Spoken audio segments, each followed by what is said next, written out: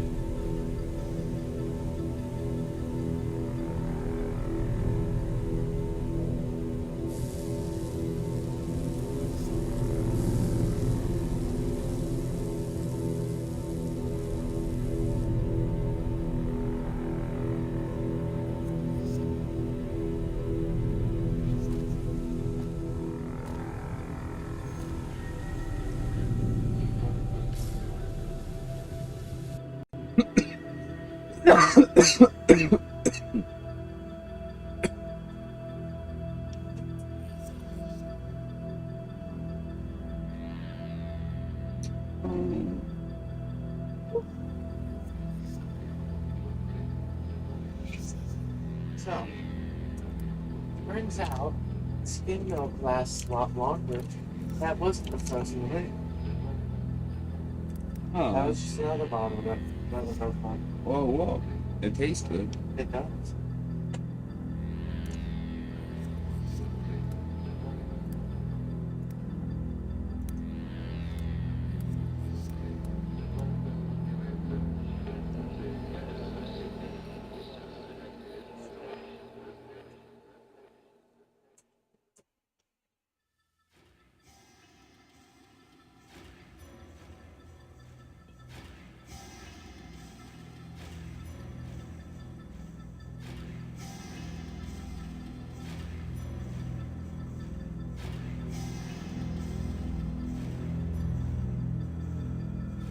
Okay, I figured it out myself.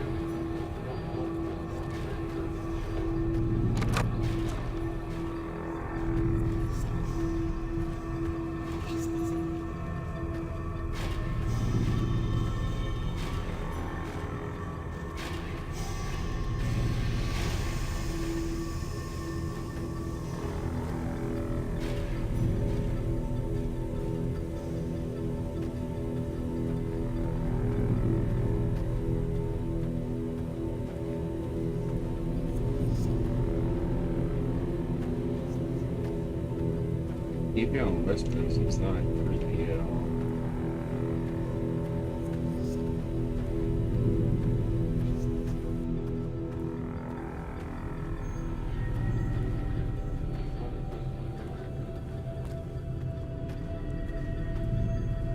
Still not figuring out what this is.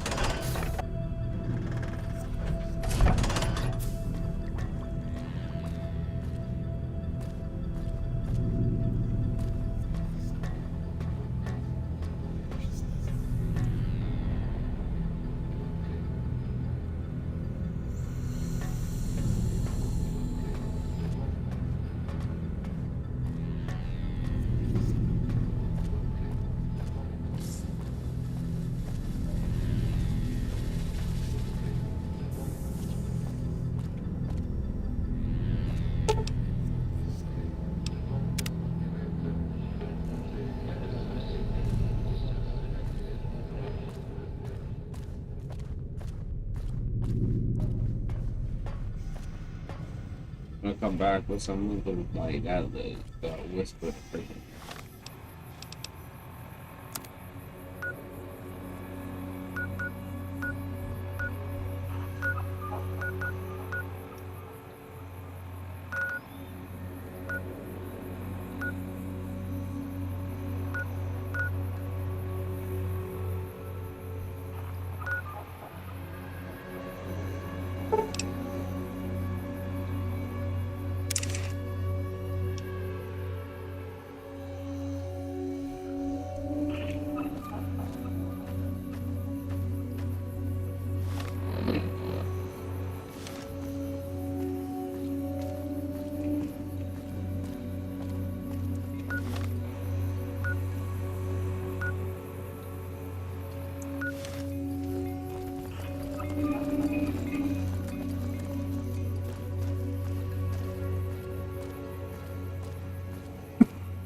Also, we gotta get the Rex before we go.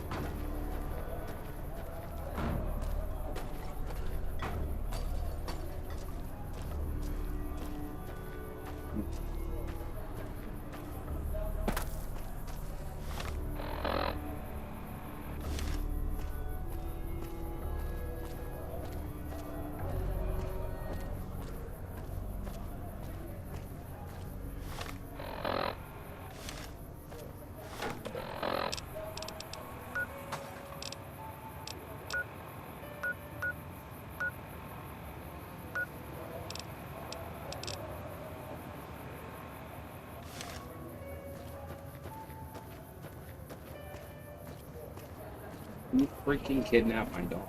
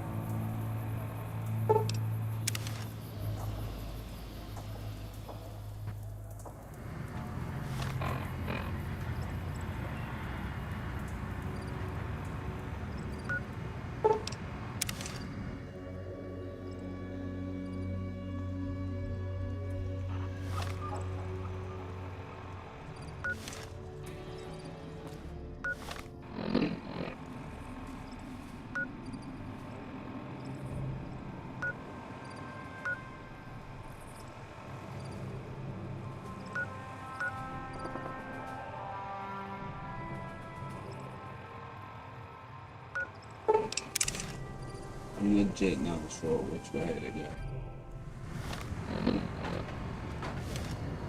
It's gotta be this way, right?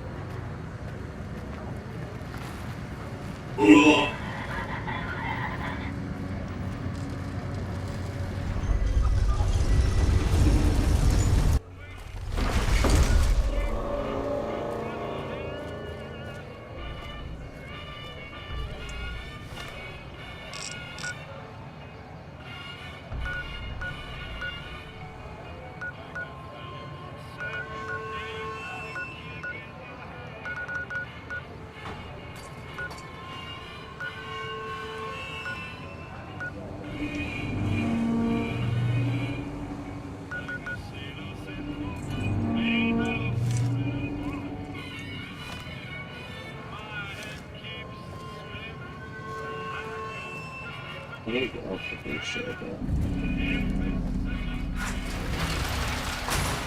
Sure.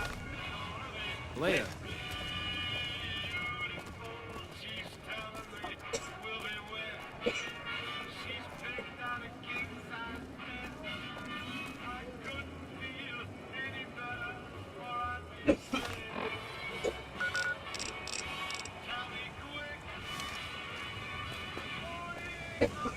I'm gonna get lost.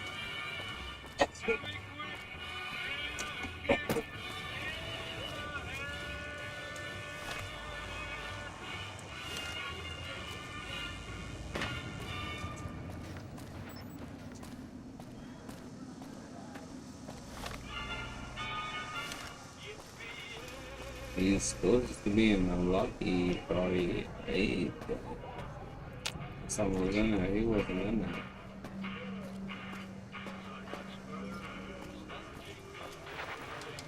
Have a nice day. Maybe it's different now. Hold on. I legit don't.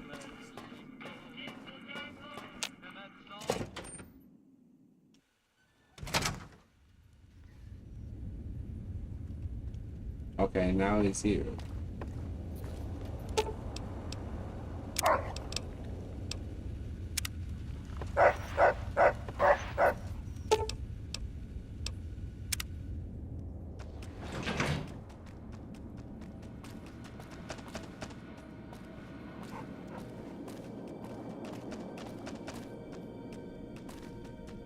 What's up? What's up?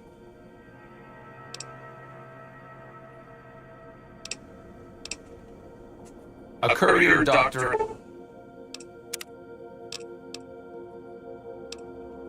I think you're on the right track. The only way to ensure relative safety and independence for the people of New Vegas is to prevent others from taking control of the region. That means no NCR, no Mr. House, and no Legion. Interesting.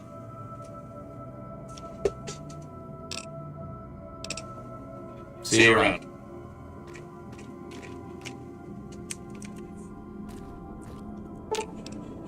I'll be lead the way. Hey, what you talking about, Zero?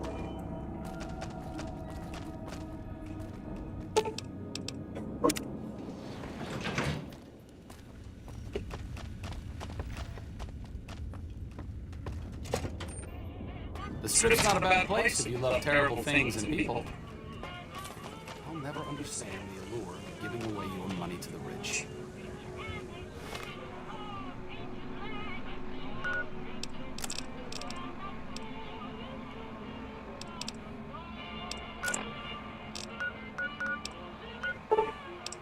Let's go to Vault 22 now.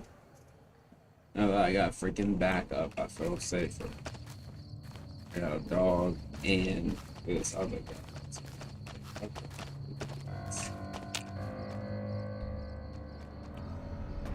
I'm no botanist, but I think this may not be entirely natural. They do not. It's cool that we have him because he can have his little science shit in there.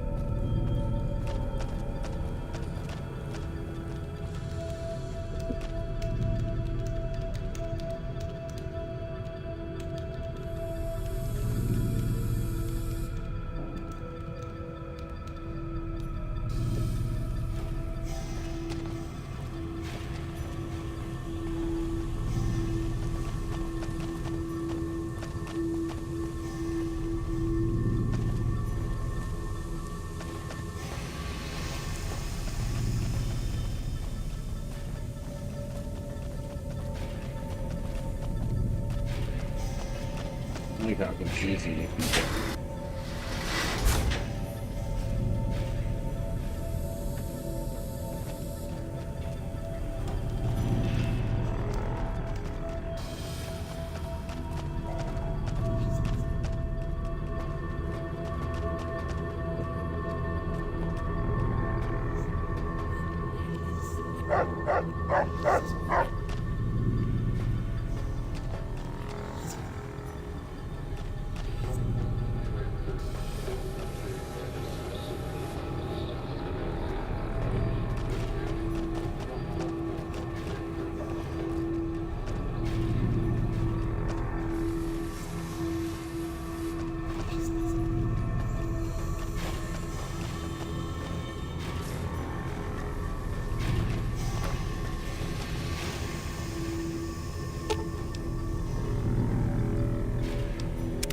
What's up?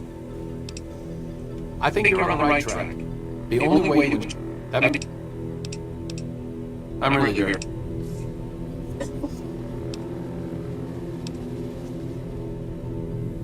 Only to obfuscate my past association with a fascist paramilitary organization. I'm joking, of course. I will deflect personal questions at any opportunity. Honestly, it isn't too difficult if you have half a brain and aren't a complete jerk.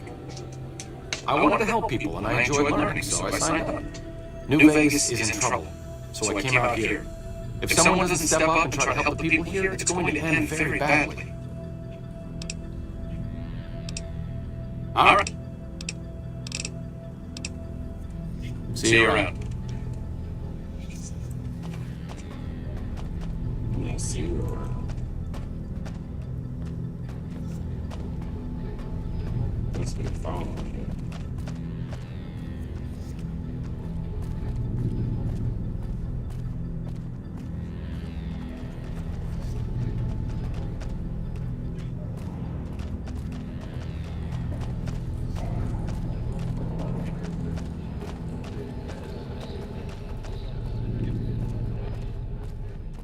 Excuse me.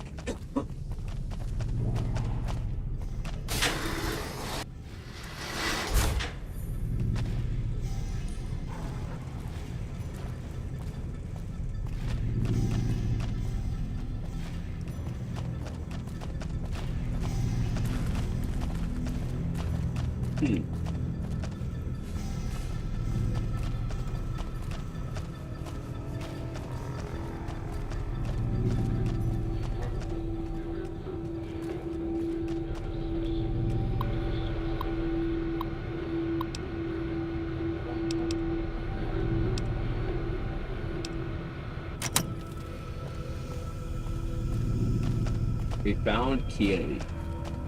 We know she's alive. And yet we can't fix it.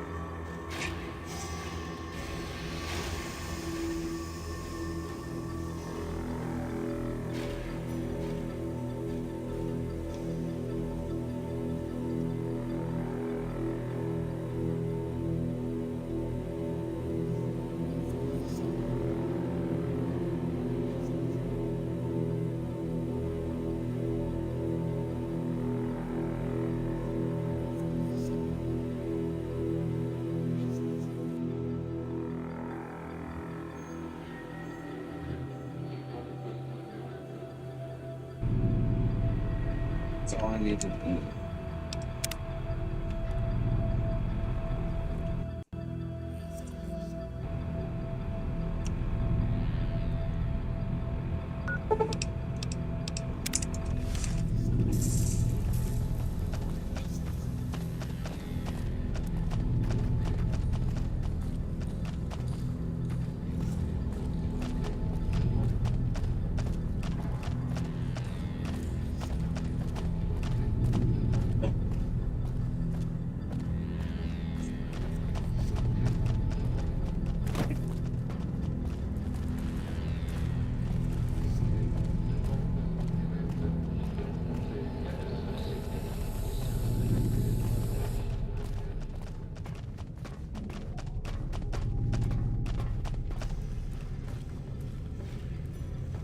Already.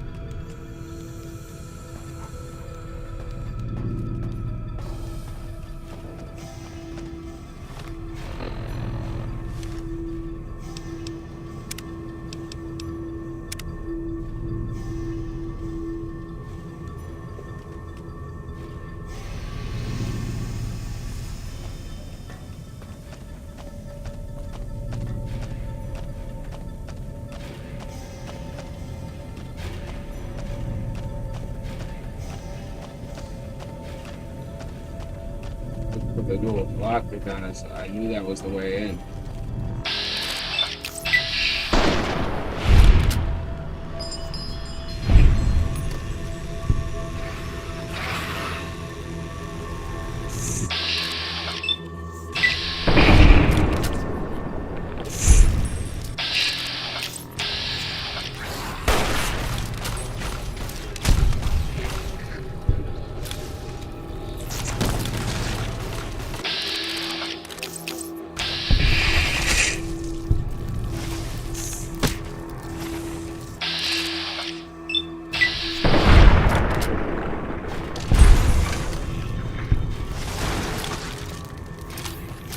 What a shame.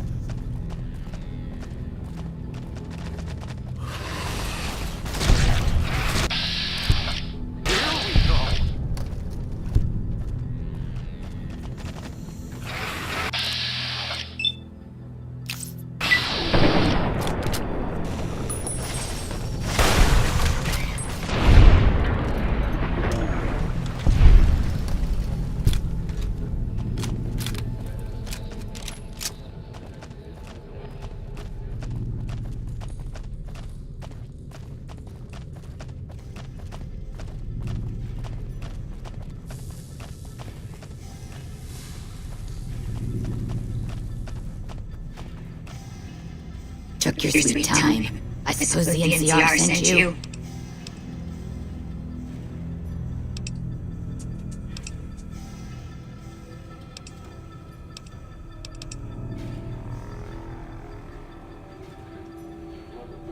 Oh, she's such a dear. Not like that pompous little Petey she works for. But that's neither here nor there. These plans have gone completely out of control. I've got a plan to deal with them, but I'll need your help.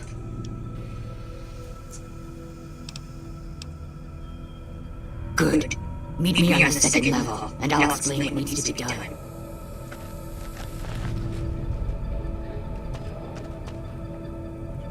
Okay.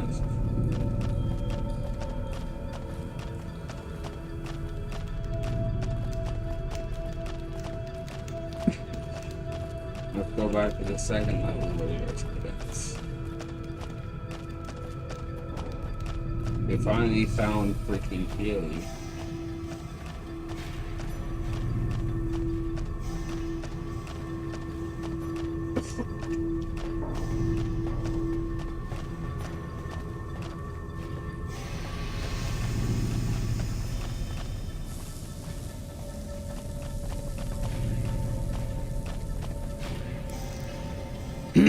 What's this? Did you do these repairs? Not bad. Not bad at all. Saves me time, I guess. See you upstairs.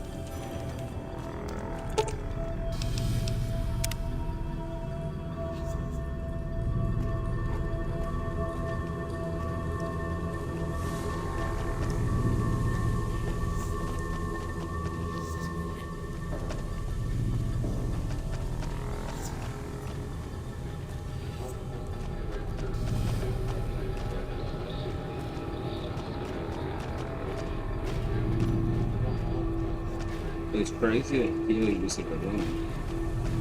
Poor Keely. Good, you're here. Ready to begin?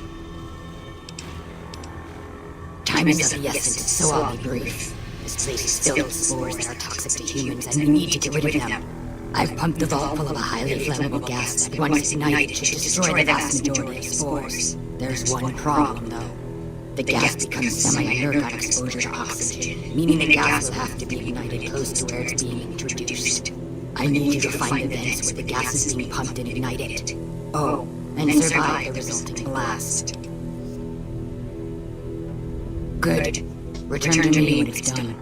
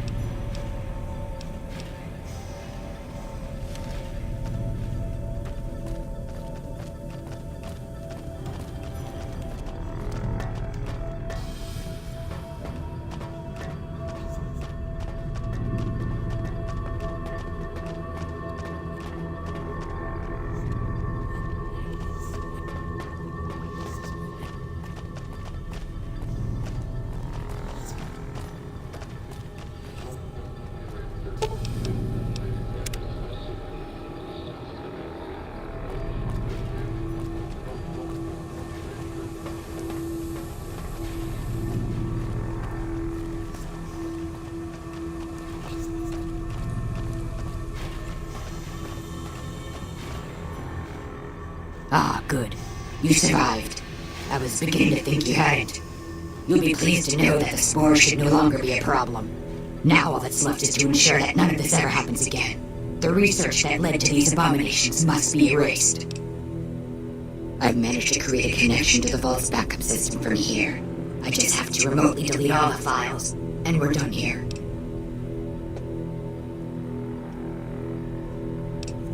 Indeed. This should only take a minute. Just a few more moments and... That's strange.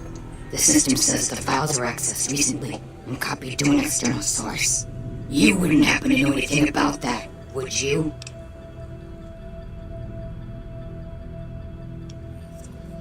Yes, that sounds like something he'd do. Well, there's nothing for it then. Those files need to be erased. Hold out your arm and I'll have it done in a flash.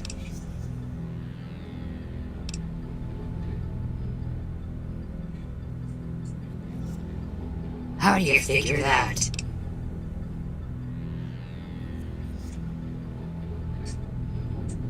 I suppose the data here could serve as a warning to other scientists. Tell them what paths of research not to follow.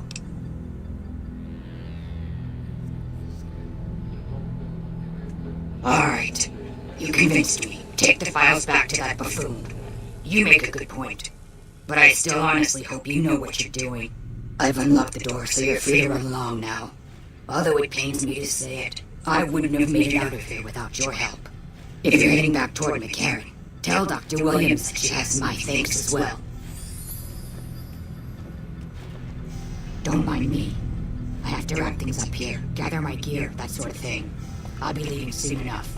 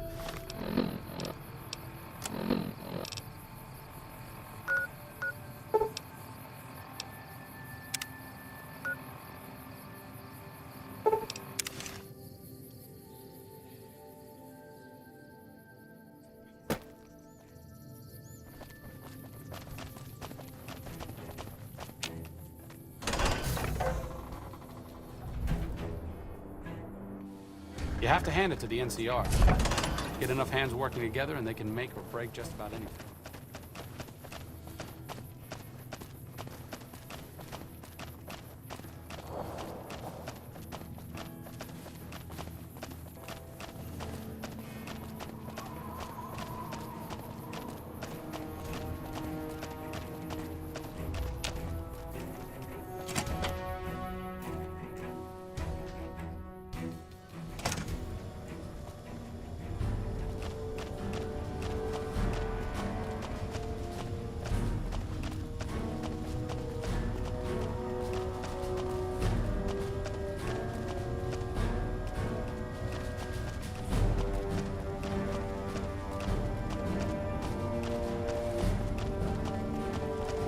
Morning.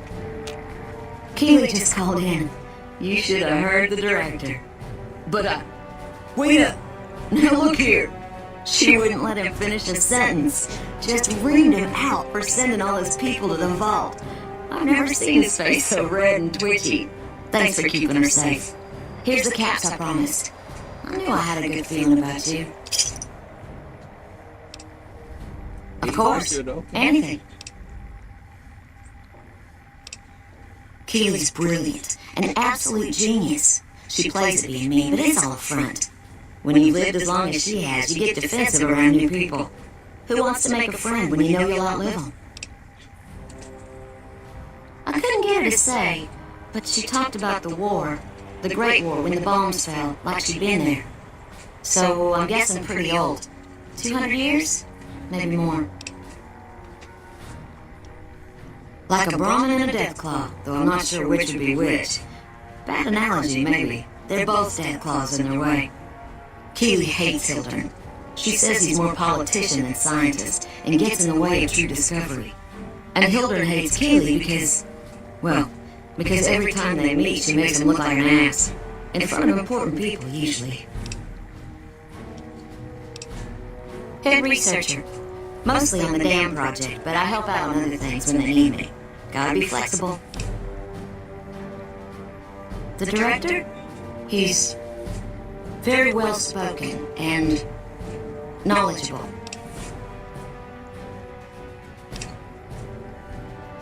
He's not what you call warm, unless he wants something from you. And even then, it's kind of a cold warm. Most of the time, I'll focus on the science and try to forget him. He doesn't get mixed up in any actual work, though he tells people that he does. Interesting. He sure does. Everyone knows it. I've just got to endure this job until the project is finished. But abandoning Keeley, he crossed the line. Taking credit for other people's work is one thing. Sending people to die in the waste is another. If Hildern tries to recruit any more mercs, I'm gonna warn them. What can he do to me? I'm the only one who can run this lab. My father used to say good things about them, but that was years ago. Back when they teach farmers and ranchers about crop rotation and the like. Nowadays, they've changed. They're doing what they can to discredit the NCR, give us a bad name with the locals.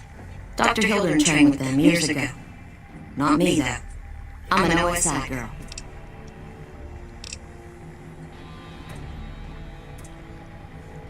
It's foul to tell the truth. Most people try to get what they can from the outside, even if it's just a smuggled candy bar now and then. Contreras is a genius. He can find almost anything you'd want. Takes caps to get him motivated, though. He won't do a thing for free. Right. Stay safe.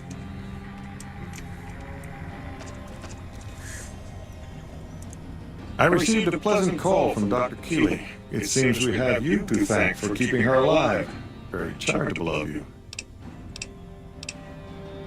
Wonderful. Excellent work. Let me see it. It'll take a moment to decode on my terminal.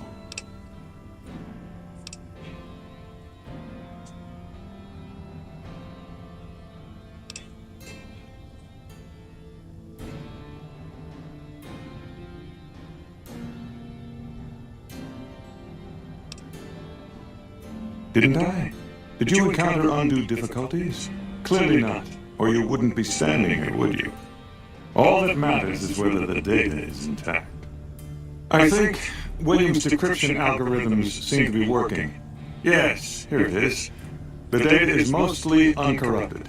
This will make the board of directors finally sit up and take notice. Here then, as promised, an agreeable sum payable upon delivery of the data. You've more than done your part. Okay.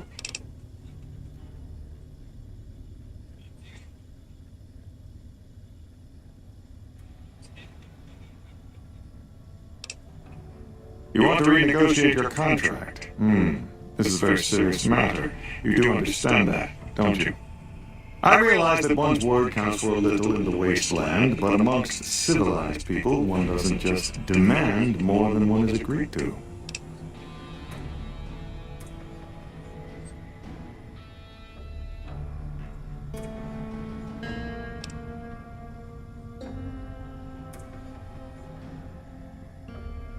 You're saying that I didn't file the proper paperwork, is that it? I suppose you're an expert on NCR procedures?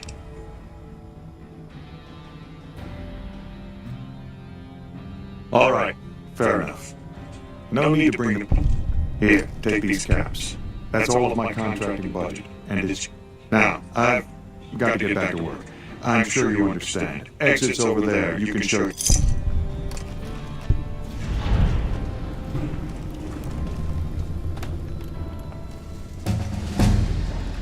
You know, taking levels up and we got those 2,000 seconds. What?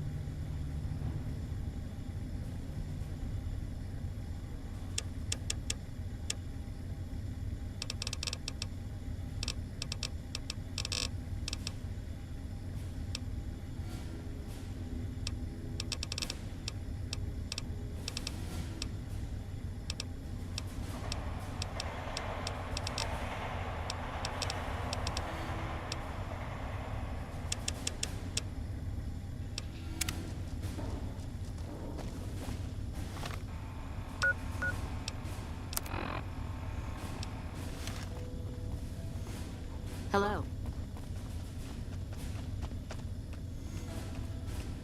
The Lucky 38's all lit up because someone infiltrated the El Dorado and flipped a switch. I'd shoot those lights out if I could. She learned a bullet skill.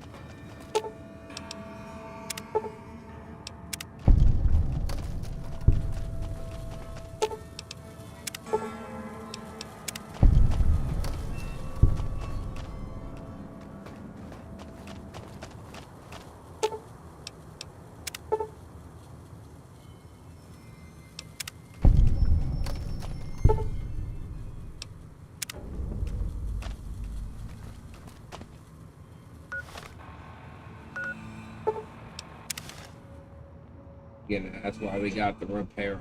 So we can get that.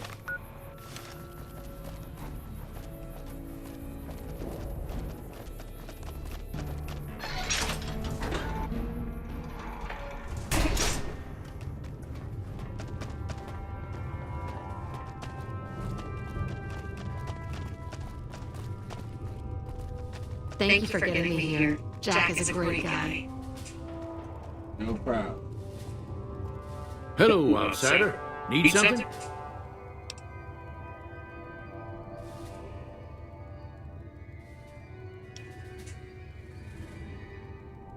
An impressive piece of work. I'll keep that in mind if jobs come up in the future.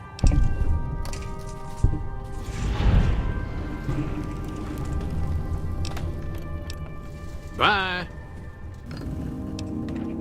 Like, enough people. Oh, well, it's okay. What the?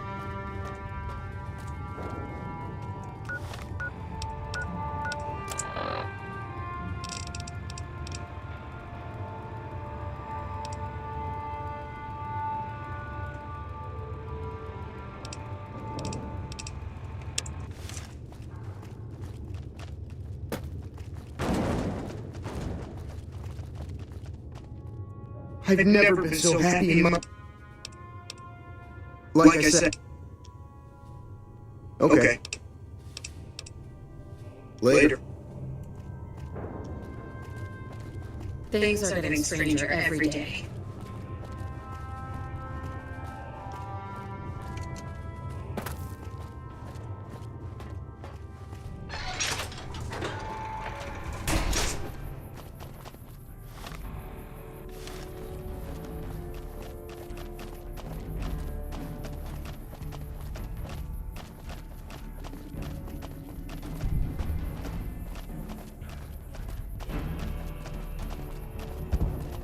exactly what we're supposed to do here. Gotta talk to these people.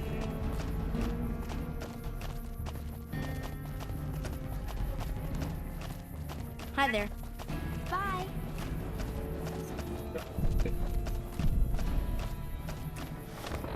Almost at level 20.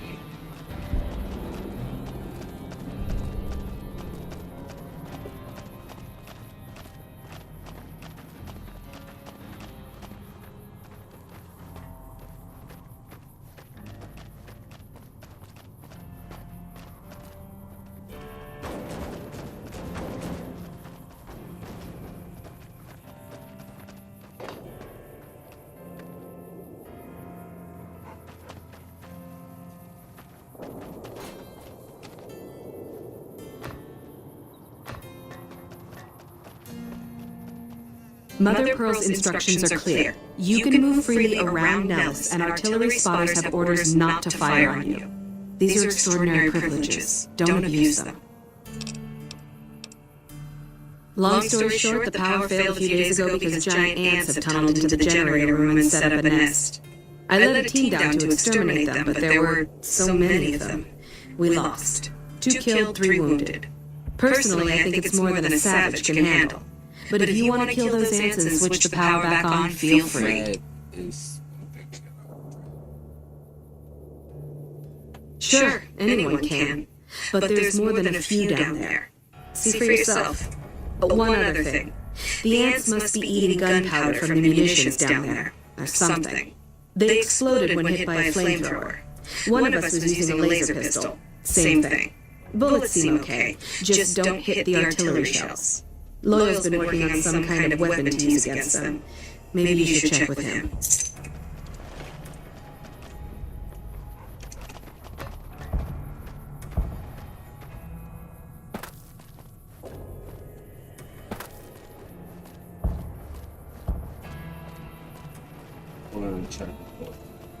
Another glorious day in this man's army.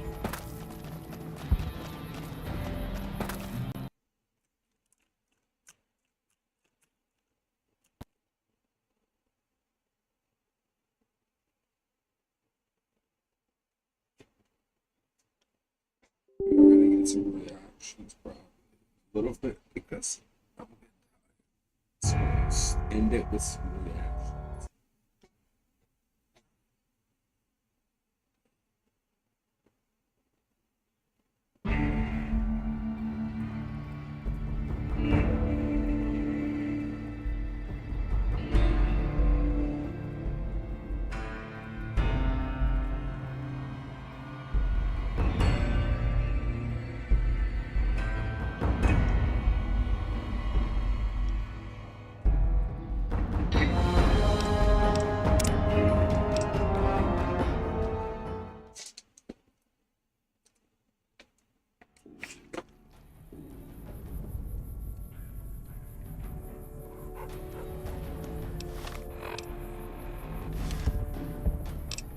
Pretty far away back, but okay.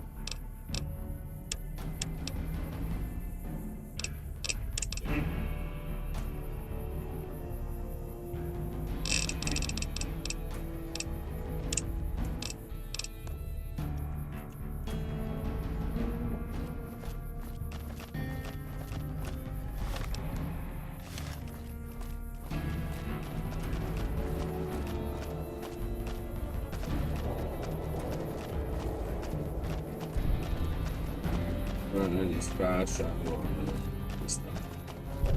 After doing this.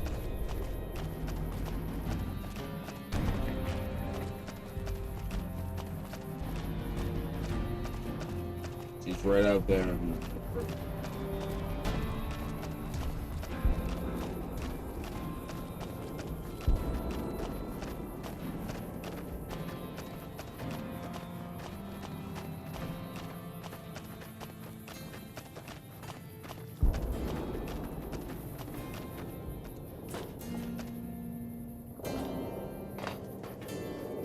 Mother Pearl's instruction.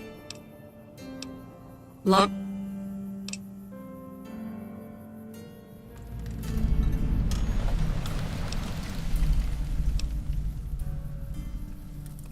Don't get my hopes up. One other thing. The ants must be eating gun... Look...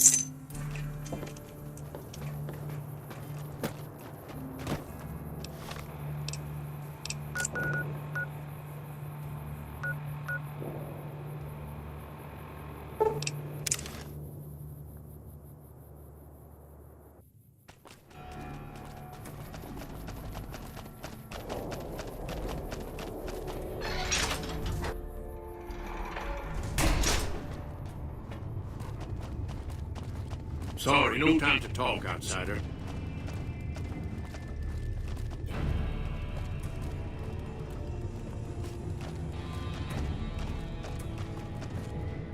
Good work with those solar... I started building a sonic emitter that might do the trick, but it's useless without knowing the exact frequency that would kill the ants.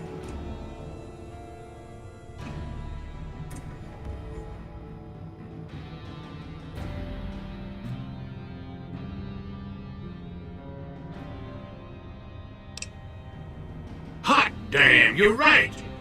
It's a matter of boosting across those thresholds, not exact amplitude. You're smarter than you look.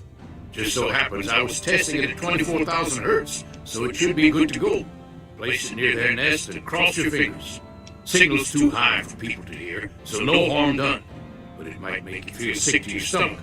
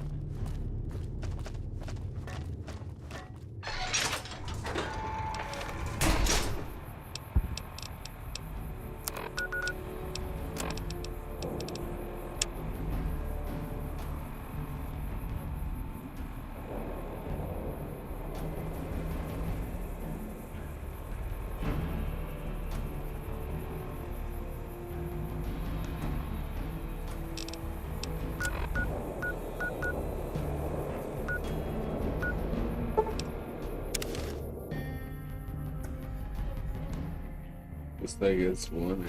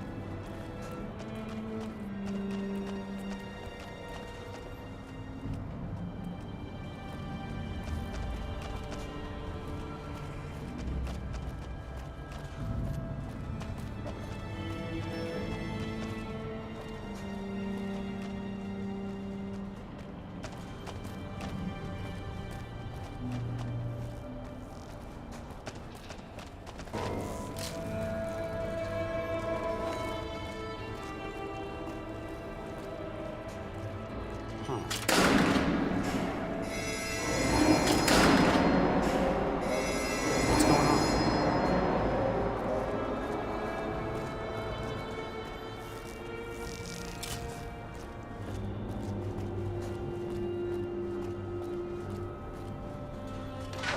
What's going on?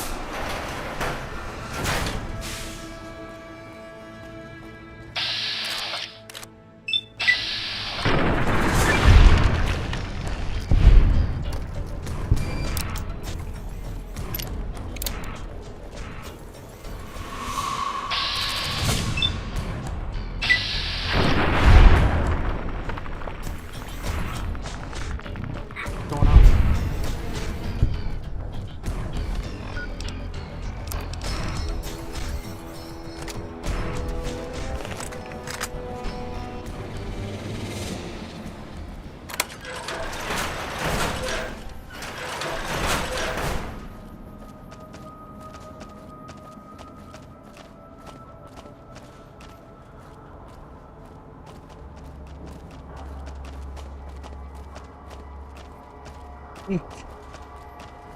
So,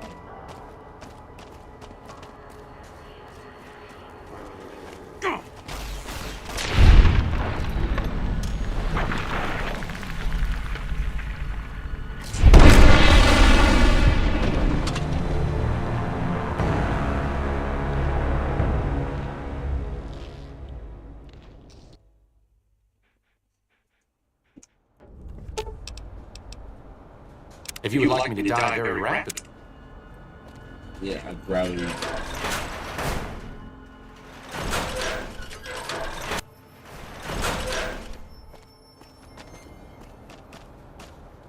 Freaking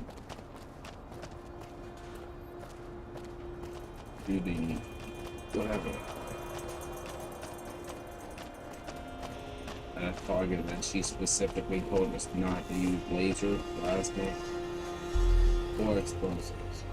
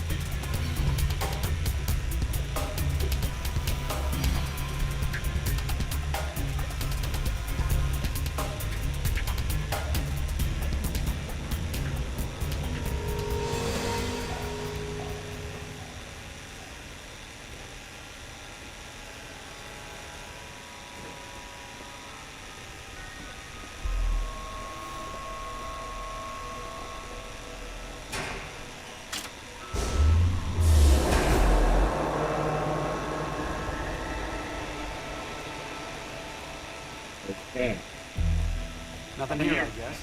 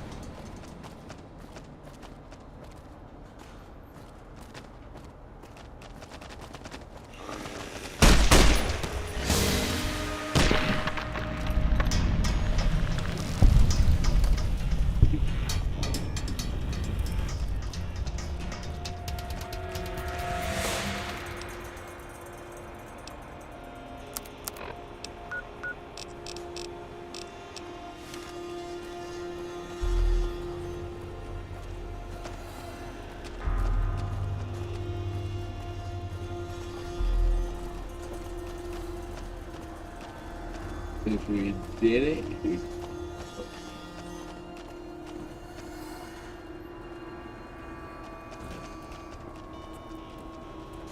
She's talking about it's gonna be hard. All I have to do is change the dude.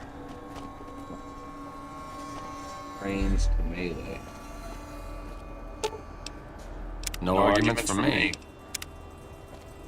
No, we could change him back. He's like, if you want me to die, break that, you didn't die. You really need to get it down. What are you talking?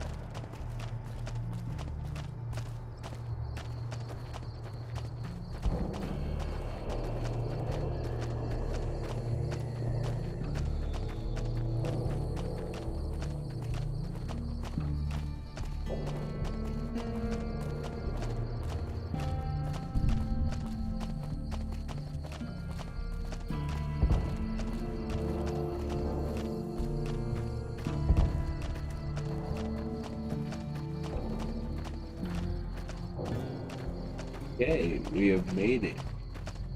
It's right here. We're just gonna jump up here. Jump up here.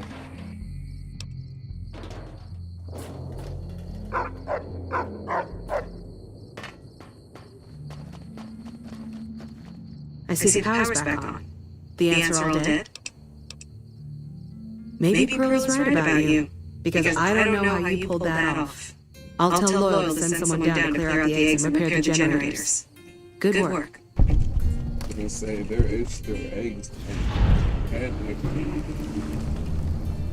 technically we didn't do it, but technically at the same time we did.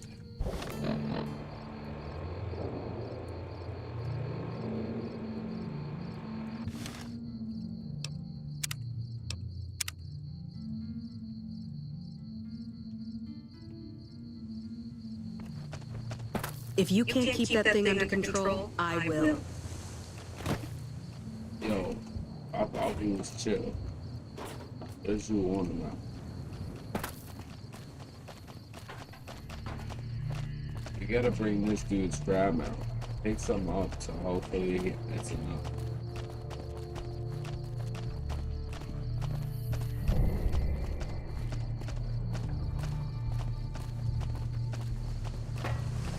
Hey.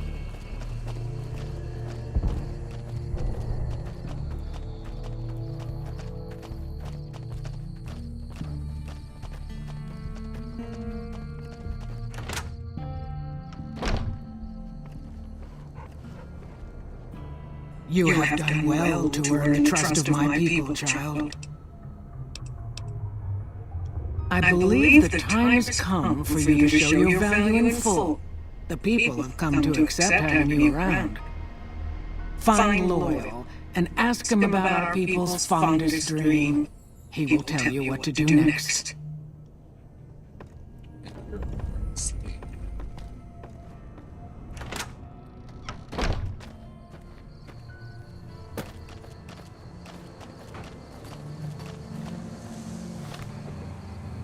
Talk to Loyal about the Bottom's plan to place the bomb.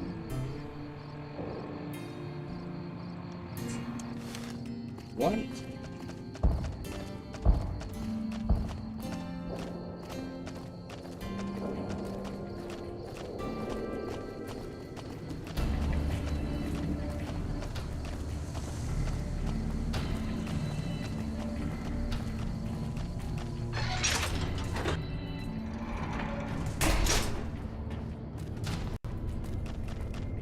Let's do it. Pearl sent word saying it's all right to tell you about the lady in the water.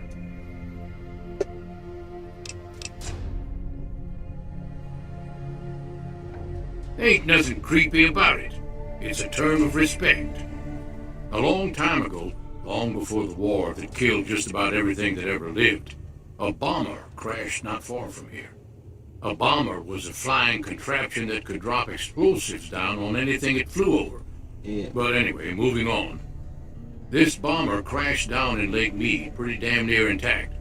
When we got to Nellis, see, I found this article in a magazine all about it. There was another B-29 around here, part of a museum. Couldn't fly, but had a lot of spare parts, see? Get where I'm going? Since I was a young man, I've dreamed of raising that lady from the lake and bringing her back to life. What do you say?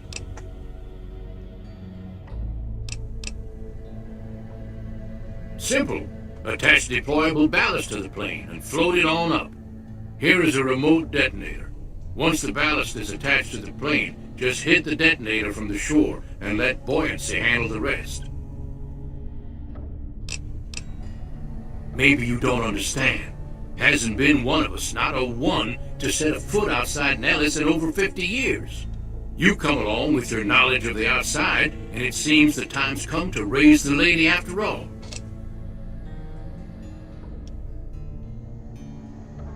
Good.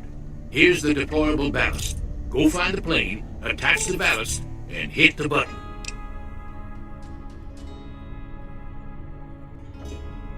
Might try holding your breath.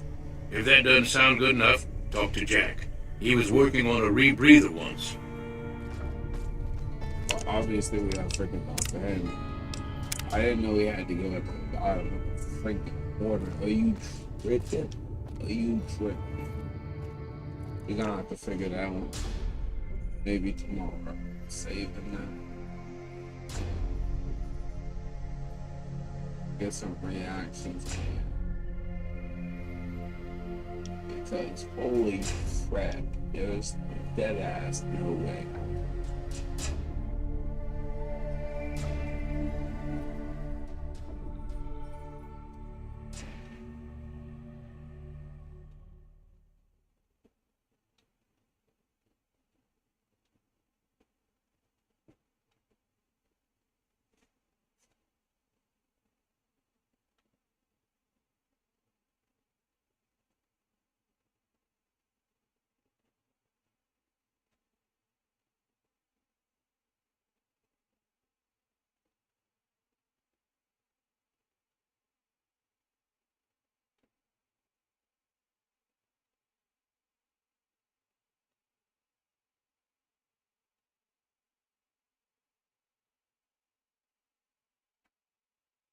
That would be crazy if you could beat Fallout.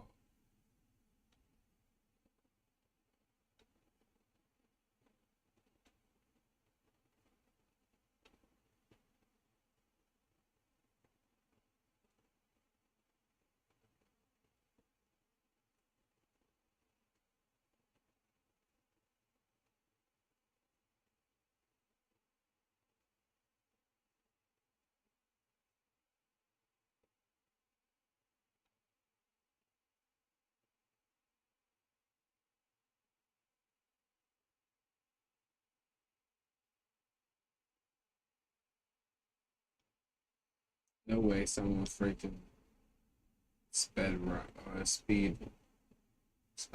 that shit in like 10 minutes. It's in a 20-minute radius. Sometimes it takes like 20 minutes just to get across the freaking map. You're tripping. Yeah, just like this. Right here.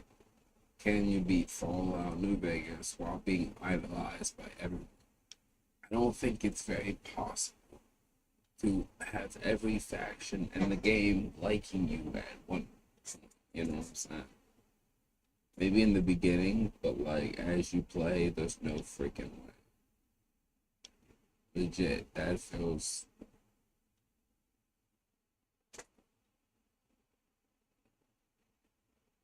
different.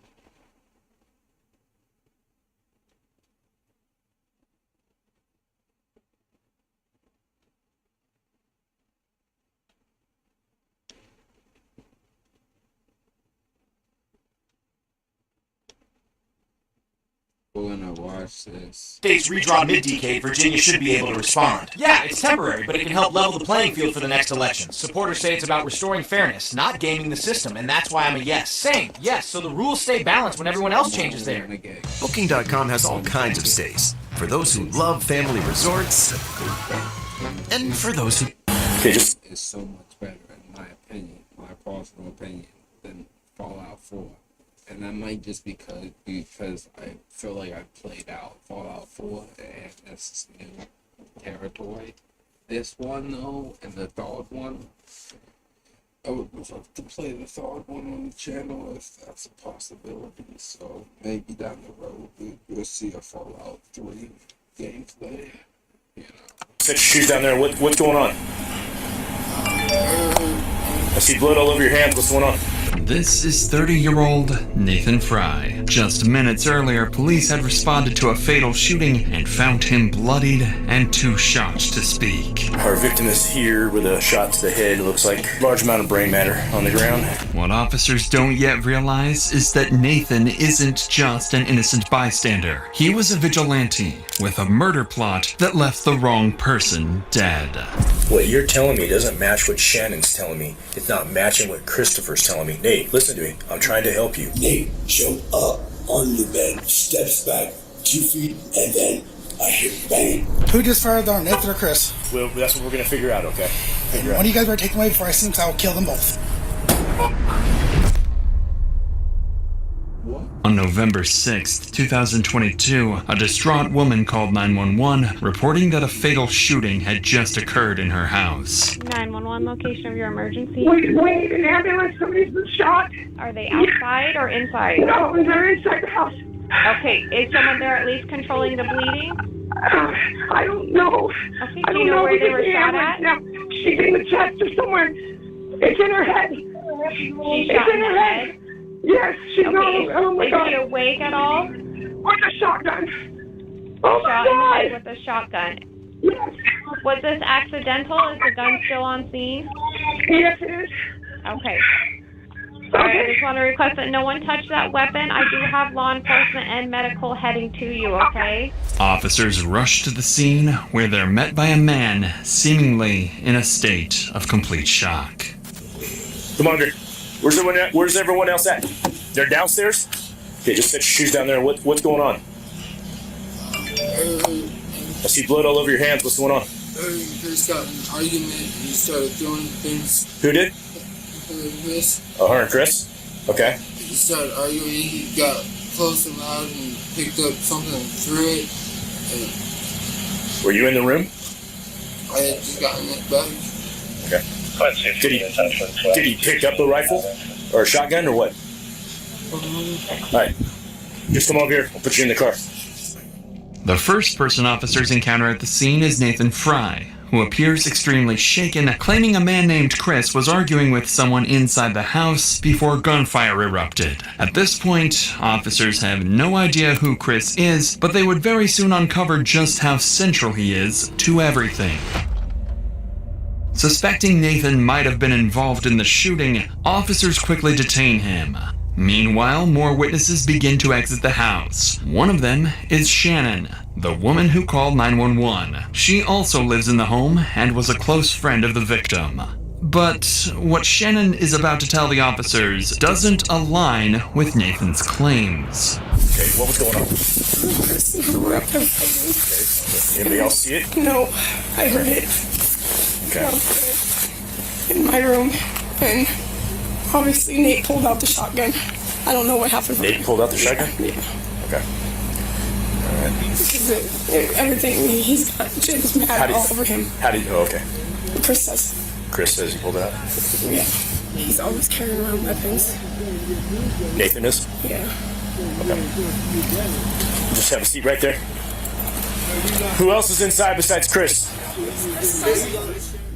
Shannon tells officers that Nathan pulled the trigger, but admits she didn't witness it herself. She only heard it from Chris, who, unlike the others, still hasn't come out of the house. Officers grow concerned and request additional units as a precaution before quickly surrounding the home and ordering Chris to come outside.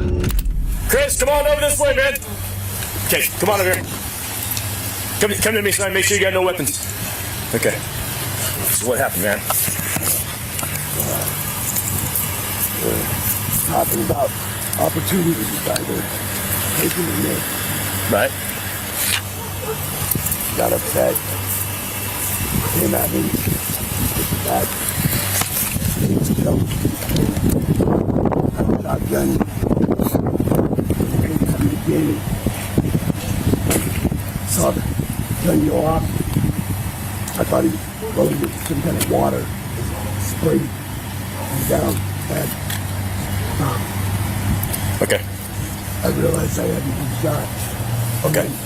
Go ahead. Go. Okay. Do me a favor. I don't want you talking to anybody else, okay? Okay. All right. So go ahead and have a seat over here by the front of this Dodge Durango, please. Right over here. So this Nathan guy meant to kill this guy and ended up killing his own girlfriend. That's crazy. In an unclear ramble, Chris claims that Nathan pulled the trigger and fired the shot, and the victim's blood was sprayed all over him. But just moments earlier, Nathan told officers it was Chris who had been arguing with the victim, suggesting he was more involved than he let on. With both of them pointing fingers at each other, officers grow increasingly skeptical and decide to dig into their backgrounds. That's when they uncover a troubling detail about Chris. He had a history of domestic abuse and prior incidents at this very address. He's far from a neutral witness. With both Nathan and Chris now detained, officers begin securing the scene. Inside, they're met with a grisly sight. Newport Police! Newport Police! This way.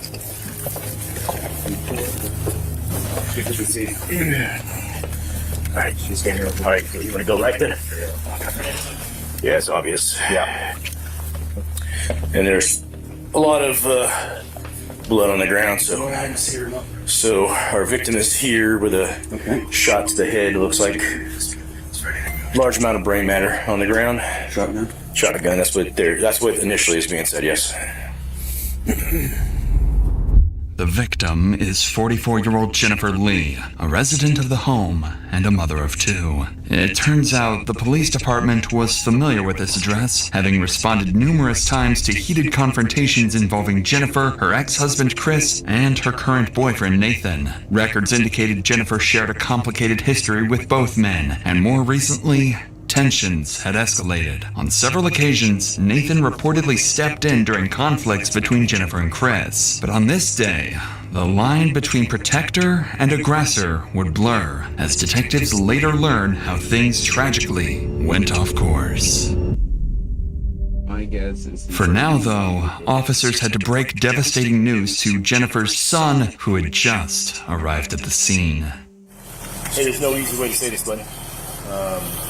But there was some kind of altercation in your mom's room, and a firearm was discharged, and your mom was passed. I have grandma coming. Who just fired on Nathan or Chris? Well, that's what we're going to figure out, okay? That's what we're going to figure out. One of you guys better take them away before I see them, I will kill them both. Okay, we'll take care of it, okay? Hey, your brother's right around the corner. Okay, I'm going to take it to my wife's inside.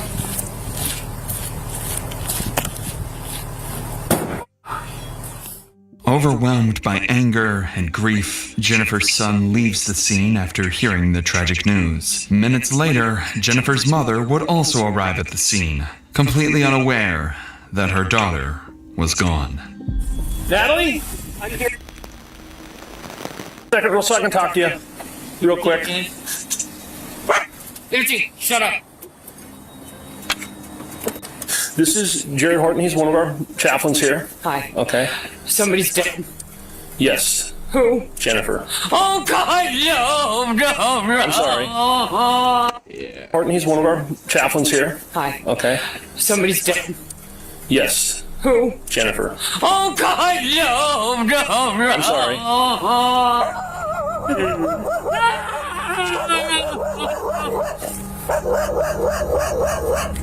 Clearly heartbroken by her daughter's murder, Jennifer's mother is comforted by officers. Meanwhile, one of them steps away to inform Nathan and Chris that they'll be taken in for questioning. That's when Nathan makes a troubling claim.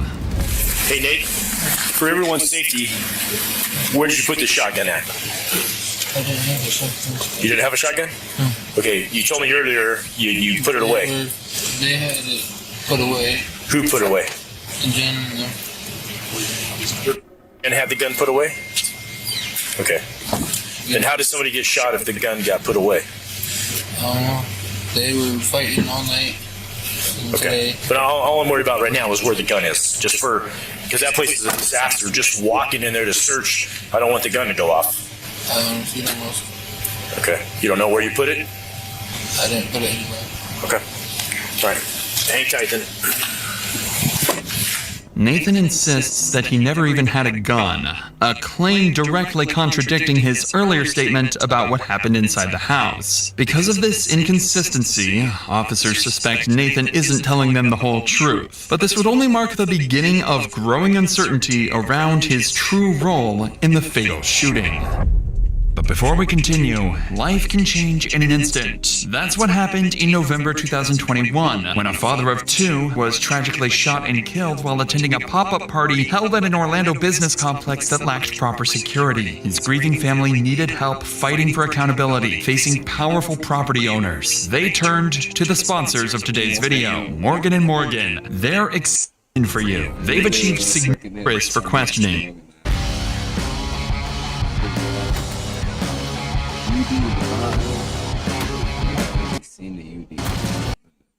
Chris was taken to a nearby fire station, both to collect his bloodied clothing as evidence and hear his full account of the shooting. But what Chris says next would introduce a new possibility to the officers, that Jennifer's death may not have been intentional at all. You came upstairs this morning, or this afternoon, and then make something to eat. You said you then went in and checked in with Jen, looking for a cigarette, and then you told her you found the saw. Yeah. Is that when she initially made a comment? That was, yeah. And when you talked to Jen, where was she at? She's in the room. She's in the room. Yeah. Okay. Who was in the room? Her and Nate. Okay. And she started to shut down. She started to do other stuff while I was talking. And she stopped me and said, "Fine, I get it. I'm a horrible person. Shannon's your support person. And I'm done. Leave me alone." She got up, came towards me, and looked like she was going to swing, and I kind of curled back, and I pushed her back into the room towards the bed, and out of the corner, I see Nate jump up on the bed, steps back about 2 feet into the middle of the bed, and then I hit bang. When I'm thinking I'm dead, I feel water. I think Jen coming at me, pushing back. He just got scared, and he had obviously operational gun in his hand, jumps up, stumbles, he's on a soft bed, and points the gun, pulls the trigger, and Jen stepped back to hit me. And her face was just... Yeah, I'm sorry, man. According to Chris, the shooting was accidental. He explains that he and Jennifer were once married, and that their relationship had long been marked by conflict. Things only got worse, he says, when Jennifer began dating Nathan, the man he now claims killed his ex-wife. He also says that all 3 live under the same roof, in what he describes as a chaotic household shared with several other residents.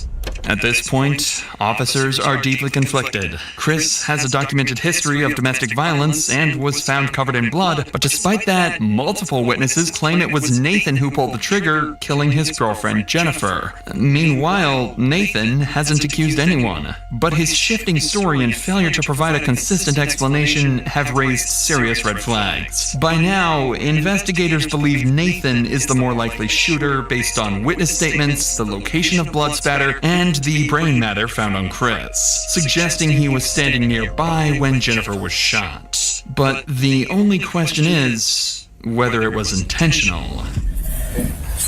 And you know the room's being audio and video recorded, right? Okay, so you say this all started last night. I think because Chris was on one. Chris was on one? What do you mean on one? He was just ranting and raving, going through everything they were writing. I woke up this morning to them talking, and then he got more aggressive and louder. He got closer, she jumped up, George on him, started yelling, told him to get out. So far, everything Nathan says matches what Chris shared in his interview. That is, until he says this. I don't know, I didn't shoot me. Then who did? I don't know. Did you accidentally pull the trigger? Were you trying to make Chris stop? I don't use weapons or anything when I get in. Okay, so understand this. Pieces of her face and brain are all over Chris. Okay? He was on the other side of her when she was shot. You've already told me there was just 3 people in that room. You, Jennifer, and Chris. Did you not love her? Did you not love her? Okay. I know you didn't try to kill her. I know you didn't try to hurt her. You were probably trying to protect her. I'm aware of what Chris has done to her in the past. For Jennifer's sake, for her memory, be honest here, son. I know you didn't mean to do it. There's only 3 of you in the room. The officer is well aware of Chris's documented history of abusing Jennifer, making the possibility that Nathan may have acted to protect her more plausible. Believing the shooting may have been an accident, the lead detective prepares a strategy. He plans to frame the incident as deliberate, hoping that if Nathan is hiding something, he'll push back and finally reveal the truth. It's a psychological tactic, and one that just might work, because as officers are about to learn, there's more to this so-called accident than anyone has let on. Chris is telling me you picked it up, you aimed at it, and you shot him. You shot at him and then you hit Jennifer by mistake. That's homicide, that's murder. You first told me you knew nothing about the gun or how it happened. Now your statement's getting a little closer to what Chris said. So we need to stop lying, because it's not going to help you with what you're going to be charged with. You need to be clear here. You need to be honest. Chris says you pick the gun up, you start to point it at him and you trip on the bed. This isn't about produce. It's about what you produce with it. With shit, no order is ordinary.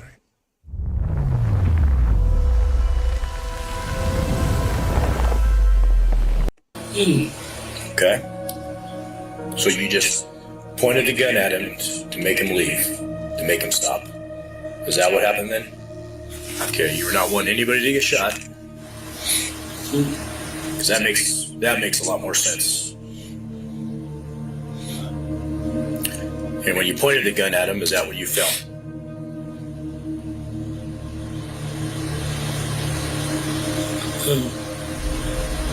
Do you believe so? You have to speak up. I know you can speak up louder. Come on. I believe so. You believe so? So,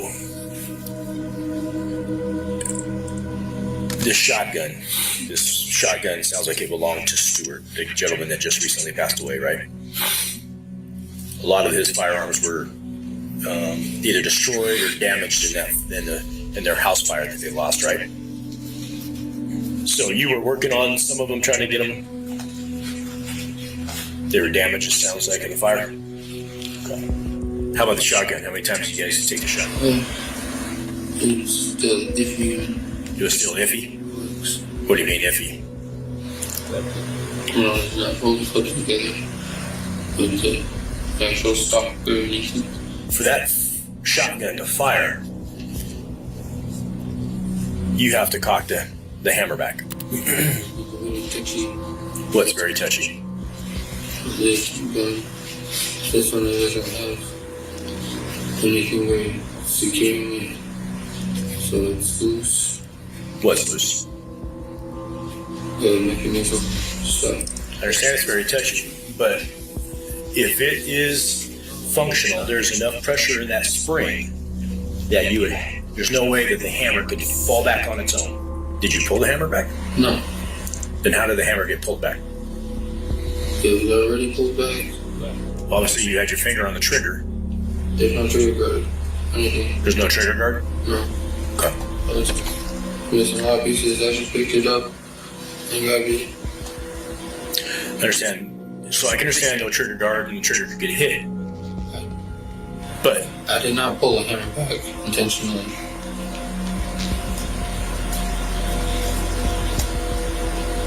Okay. I would not go that far. And I've told them that multiple times. All right, man.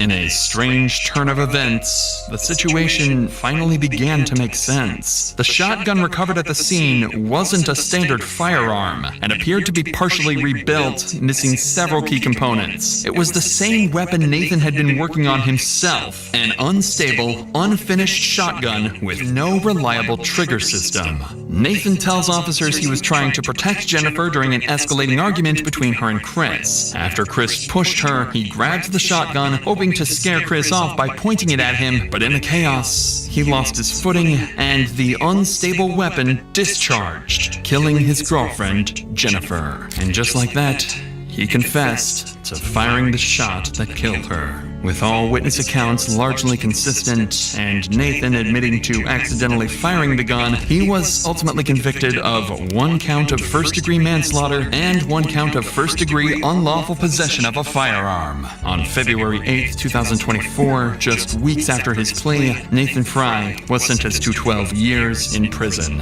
As for Chris, he was not charged with any additional offenses related to the incident. Kind of feel bad for him. 12 years. I ain't finna cap. Because it was legit an accident.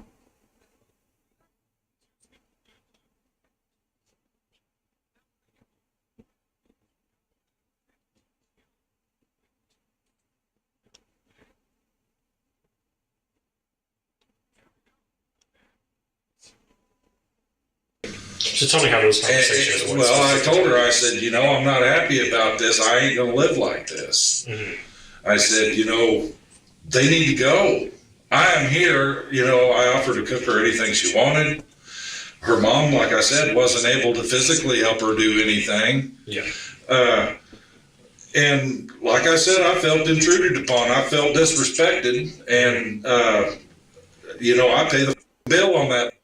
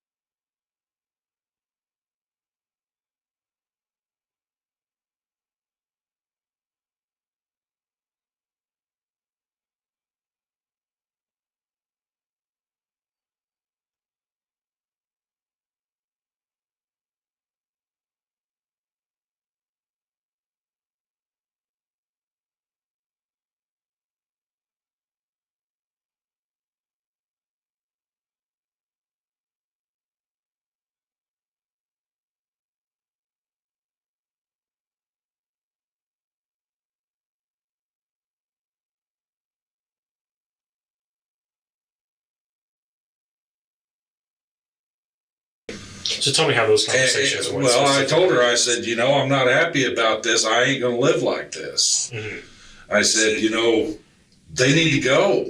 I am here. You know, I offered to cook her anything she wanted. Her mom, like I said, wasn't able to physically help her do anything. And like I said, I felt intruded upon. I felt disrespected. And, because a you know, romantic I hotel pay works the for bill some, on that place, so that gives me some say. Find exactly what you're booking for. Booking.com, booking.yeah. Today's case brings us to Stratford, Missouri, where we have a truly shocking interrogation video for you. Oh my God, somebody broke into my home. Somebody broke into my home and shot my wife. Are they still in there? I don't know. Okay, what's the address? Please hurry. Please hurry. What are you seeing? My wife, she got 2 shots to her head. There's blood everywhere. Oh my God. Sir, please. Ma'am, I need you to take a deep breath, okay? Do you still see anybody in the house? No, the door to the garage was wide open. Please hurry, please. Oh my God. It's around 2:30 in the morning in Tip City, Ohio, where police respond to the home of a former American Idol contestant who's just reported a deadly home invasion.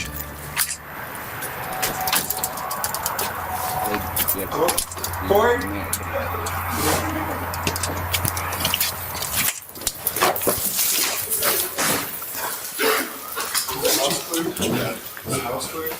Okay. I checked this over here, nothing else. Okay. They're in the bedroom over there, they're still asleep.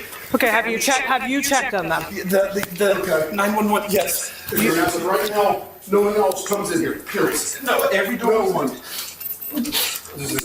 Okay. Oh my God. Hey, sit. You want to sit down? No. Inside, police find 39-year-old Caleb Flynn inconsolable, steps away from where his wife, identified as 37-year-old Ashley Flynn, lies dead in another room from at least one apparent gunshot wound to the head, according to police. Furthermore, Caleb tells officers the couple's 2 young daughters were fast asleep in another room. Okay. Take a breath. Is she gone? Look at me. Take a breath. Okay? Look at me. I need you to breathe, okay? We have a homicide. Back door's open. Okay. Well, we have a lady with a gunshot wound to the head near bed. We got gun cases on the floor. Well, the husband's here and the kids are here. I have not really talked much to him yet. You gonna talk County Cam checkup? Hello.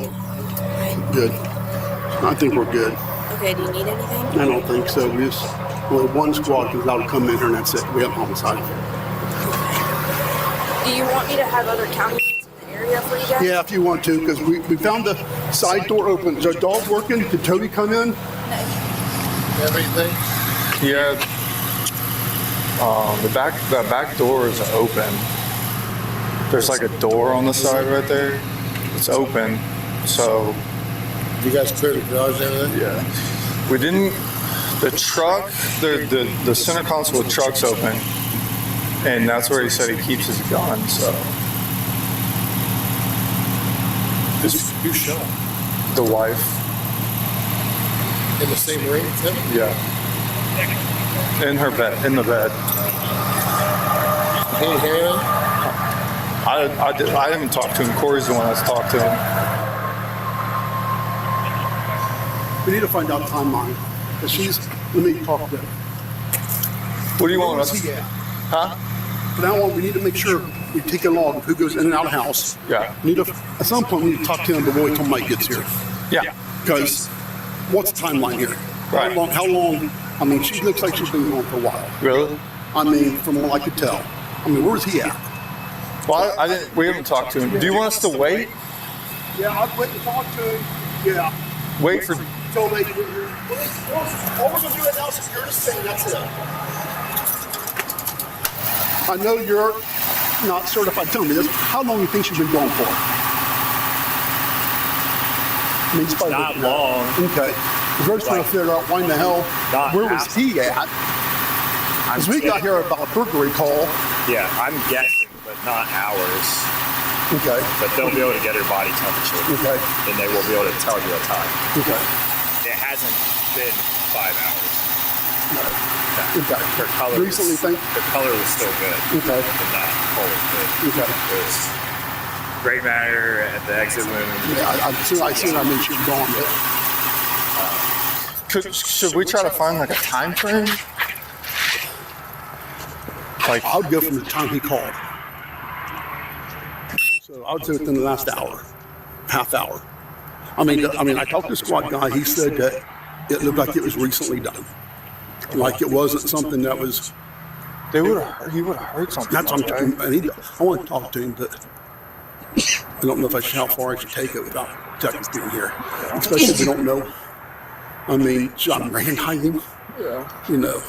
Police on scene note a side door leading to the garage that they say was open when they arrived, alongside the middle console in one of the trucks, where Caleb told police he kept one of his handguns. Next, Caleb gets a chance to make a phone call before one woman, who is later described as the children's grandmother, arrives at the scene.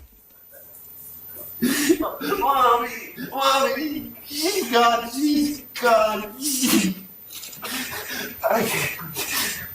the girls don't even know yet. They're still sleeping. I don't know how to start. I don't know what to do. I don't know what to do. The police are here. Go ahead.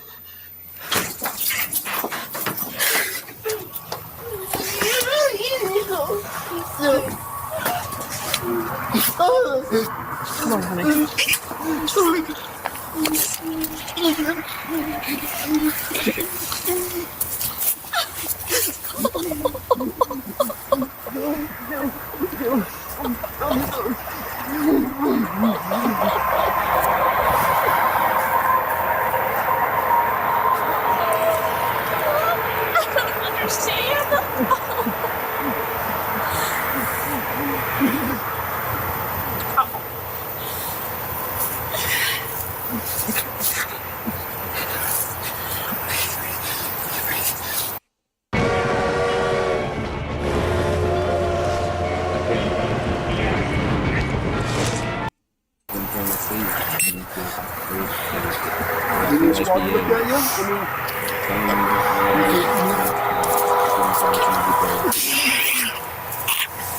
Just welcome, just to look at him. The girls don't know. The girls are sleeping. I don't know what to do. I don't know what to do. I'm just a little I'm in shock. Yeah, I think. Do you want to sit down on the steps? Do you have a blanket? Can you get him a blanket? Yep.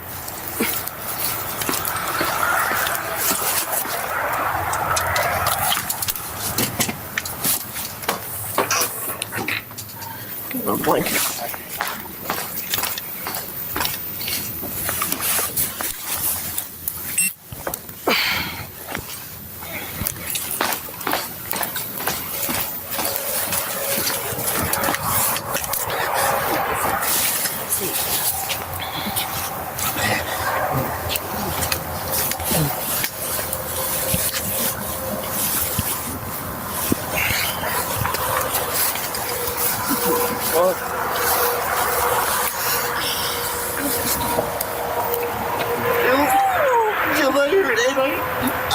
I froze, and then I ran, and the door to the garage was wide open, and then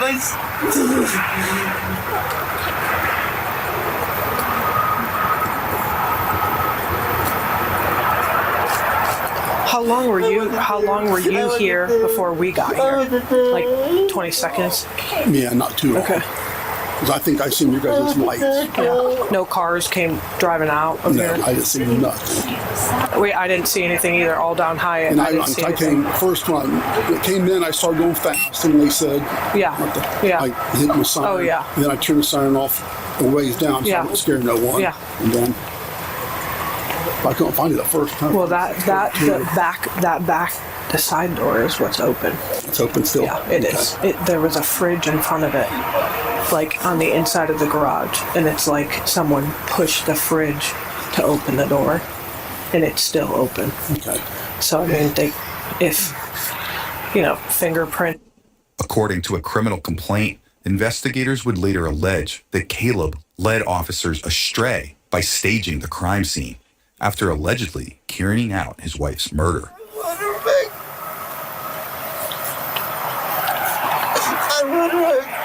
I wasn't even there.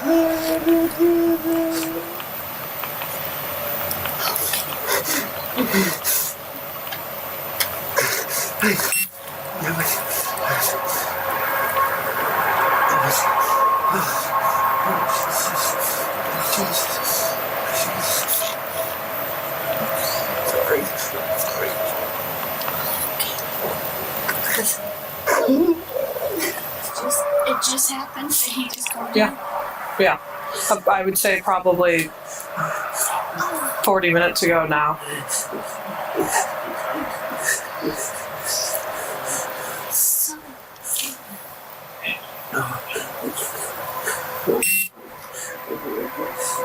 With the grocery laying down.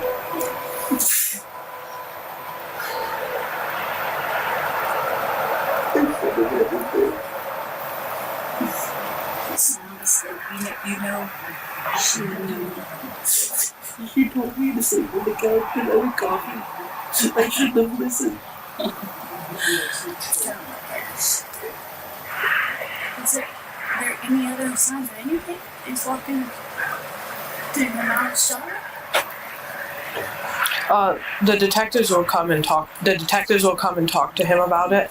But what he said is, someone broke into the side door, and the side door is partially open right now. Side door to the garage. So, I mean, my sergeants who got here first, he was here maybe 15 seconds before the other officer and I. But, I mean, what he said to you is basically all that we were told as well.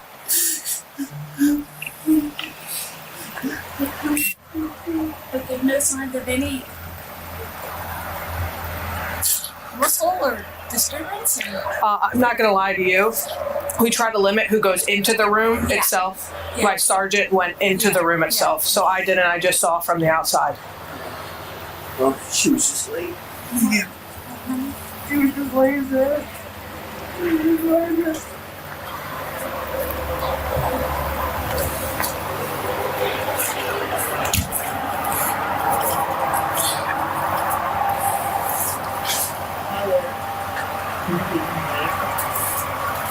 Hold out here. Just for a little bit, okay? We don't want you out here in the cold.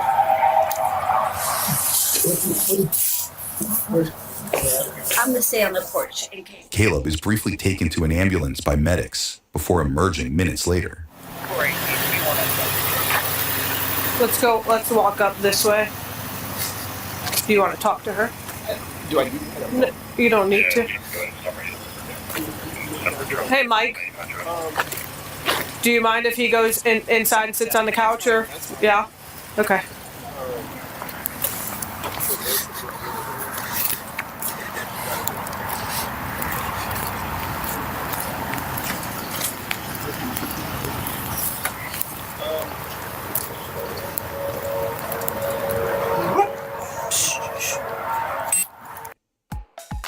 Playing on iPhone? Now you can play Unlocked on PC with Google Play Games.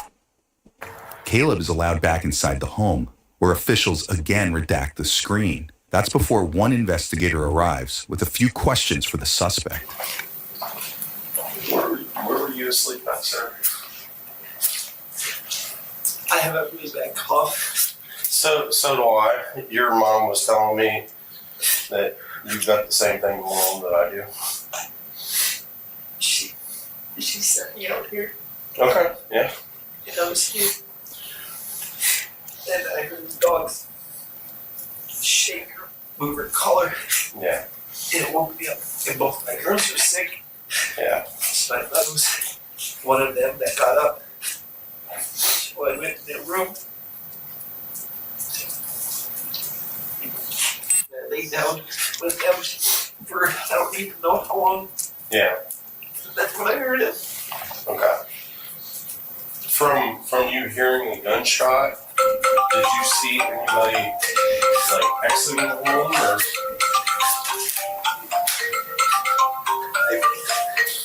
I froze. It scared me. So you froze? When I finally got up, the door leading to the garage was open. Okay. But I didn't see anybody. Okay.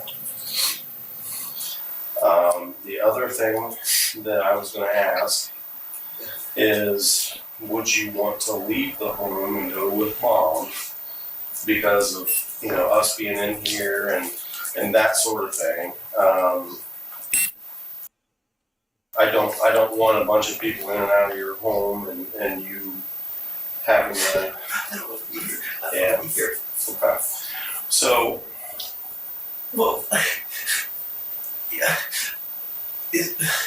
Well, Chris, here's the other thing. Okay. Would you want to sit down and talk with me and then fill out this statement form, and then have you go to? Yeah, I'm not good at these reactions on